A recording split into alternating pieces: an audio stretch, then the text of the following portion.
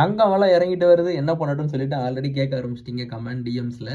So இது ஒரு short term pressure தான், பயப்பட தேவையே கிடையாது. ஏன்னா தங்கம் இப்போ இறங்குறதுக்கு மெயின் காரணம் கச்சா எண்ணெய் விலை வந்துட்டு உயர்ந்துக்கிட்டே போகுது. யூஎஸ் ஈரான் வார் வந்துட்டு தனியிற மாதிரி தெரில, மாற்றி மாற்றி குண்டு போட்டுட்டே இருக்காங்க. அவன் வந்துட்டு இவனோட கேஸ் ஸ்டேஷனை, இஸ்ரேல் வந்துட்டு ஈரானோட கேஸ் ஸ்டேஷனை குண்டு போட்டிருக்கான், கேஸ் உற்பத்தி பண்ணுற எல்பிஜி இடத்த. இவன் ஈரான் அதுக்கு பதிலடியாக மிடில் ஈஸ்டில் இருக்கிற கத்தாரில் இருக்கிற பெரிய ப்ரொடக்ஷனை அடிச்சிருக்கான். அப்போது கேஸ் சிலிண்டருக்கான பிரச்சனை இருக்கான்னு கேட்டிங்கன்னா இன்னும் கன்ஃபர்மேஷன் எதுவும் இல்லை. ஆனால் முன்னாடி வந்துட்டு சப்ளை செயின் பிரச்சனை தான் இருந்துச்சு, இப்போ ப்ரொடக்ஷன்லேயே பிரச்சனை இருக்குது. ஸோ இதனுடைய விளைவுகள் இன்னும் ஒரு வாரத்தில் இருக்கலாம். ரொம்ப கடன் வாங்காதீங்க, பார்த்து செலவு பண்ணுங்கள். இது வந்துட்டு நம்மளுடைய பாக்கெட்டில் தான் அடிக்கும். அங்கே எங்கேயோ அவன் சண்டை போட்டானா நம்மளோட காசு தான் அதிகமாக போகும்.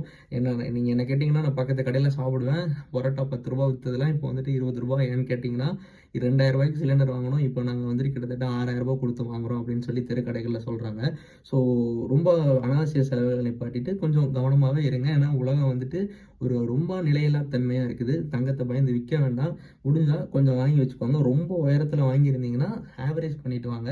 ஏன்னா ஆயில் ப்ரைஸ் குறைஞ்சி வாரெல்லாம் நின்றுச்சுன்னா கண்டிப்பாக தங்கம் வந்துட்டு மேலே போவான், வெள்ளி தான் இன்னுமே அதிகமாக போவான். ஆயில் விலை குறைஞ்சிருச்சுன்னா ப்ரொடக்ஷன் ஸ்டார்ட் ஆகிரும், கம்பெனிஸ் ஒர்க் ஆக ஆரம்பிக்கும், இண்டஸ்ட்ரியல் மெட்டல் வெள்ளி. ஸோ அதில் ஒரு ஹைக் இருக்கும். வாங்குறது முக்கியம் இல்லை, எப்போ விற்கணுங்கிறது தான் முக்கியம். நம்ம வீடியோ பாருங்கள், கரெக்டாக எல்லாம் சொல்லிடுவோம். தேங்க்ஸ் ஃபார் வாட்சிங்.